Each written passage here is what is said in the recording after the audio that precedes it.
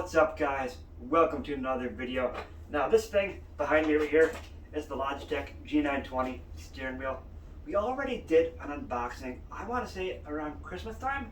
So this on Amazon right now is $300. I got it for about $200. I found it refurbished, and honestly, this wheel is really well built.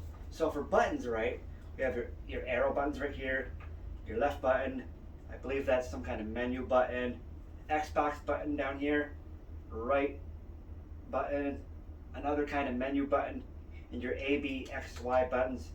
So here's kind of what I use these for. I mainly play trucking simulator. So like over here, no, back here actually, you can't see it. Let's turn around. You have your blinkers, like I use these for blinkers back here.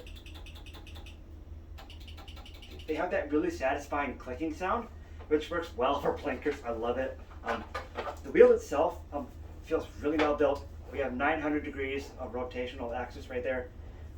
Really well built. I love like the kind of like the feeling this has right here. Feels really well. Feels like a real wheel. But yeah. So down here, the Xbox button, I use that for a horn, right? These kind of can be used for whatever you want, really. I mean, you can program these in basically any game you play. So, if you're into racing games, it's just, you can program it, right? Now, I want to talk about a few drawbacks. The number one biggest drawback is the software. The Logitech G Hub software, I believe that's what it calls, is complete and utter trash. So here's the problem. This may be only for me. So everyone's experience may vary. However, on my computer, right, I can turn my computer off at night, and then in the morning, when I want to play, the computer does not recognize this wheel when I go to play a game. So on my computer, I have to make sure the software is running every time I want to play using the wheel, which is really annoying. You should not have to do that.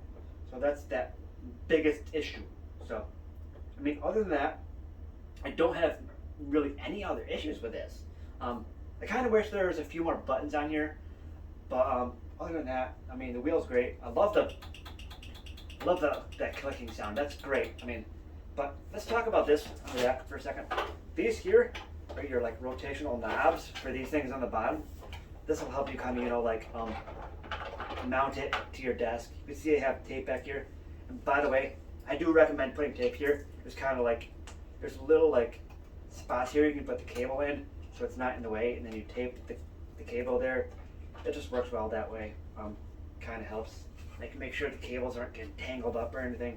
But I'll say this 5,000 times, the wheel feels great. For the price, this is a great introductory wheel for you to know. For like anyone who just wants to get into racing or simulator setups like trucking simulator, it's perfect. Down the line, you might want to get a shifter, but I don't really need one. So let's put this down for a second. I just did like 10 different takes on this video. I feel like I got this finally. So this is the pedals. Now, on the pedals, we have clutch, right? Clutch, brake, gas. So there's a big thing I have to say about this. This is great, right? Now, depending on your chair, I had trouble like finding out where I wanted to put this on the ground so I can reach the pedals fine. I had a little bit of an issue with that. However, I do find one more problem. Now you can adjust this and so here's my problem. We'll start with the problem itself. This brake is really hard to press. Now I've been told by someone you can take this apart and there's like foam in there that you can remove to make it easier to press. But I mean, I'm not going to do that. It'll void the warranty. But however, if you have trouble like pressing this, in most games you can change the sensitivity, making it easier for the brake to work, but this just takes too much pressure to move. It's just ridiculous. But I've been told they did that for realism. The gas presses down really well. The clutch, again, a little bit harder, but not as hard as the brake. But yeah, again, this is well built. These are kind of like made of metal right here, which makes them feel pretty well, pretty good. There's like little foam things or something right here, little plastic things. I mean, for a setup, my first racing setup / simulator setup, it's not a bad setup. It's not a bad setup at all. I'm liking it. I'm mainly playing, Trucking Simulator, American Trucking Simulator, and European Trucking Simulator. I've tried a few racing games, and I just not into it. Oh, there's one more thing we need to touch on. Force feedback. Now, this is mainly done through vibration, I think.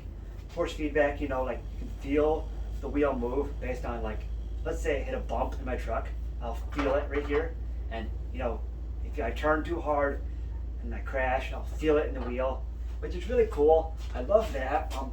It's really just another great feature to kind of like more immerse yourself in the game you're playing.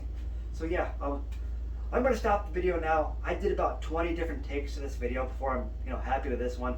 We're gonna upload it. This is what I got. Hope the lighting is okay. I'm still struggling a lot with the lighting in my videos. I'm a small channel. I don't have money, get the lighting set up I need. I also want a green screen someday, but hey, ain't nothing wrong with the way I'm doing things now. It's working pretty well. Anyway, thanks for watching. Peace out, people. Thanks for watching that video right there. That video you just checked out? If you want to check out more, check out these two videos right here. See you later.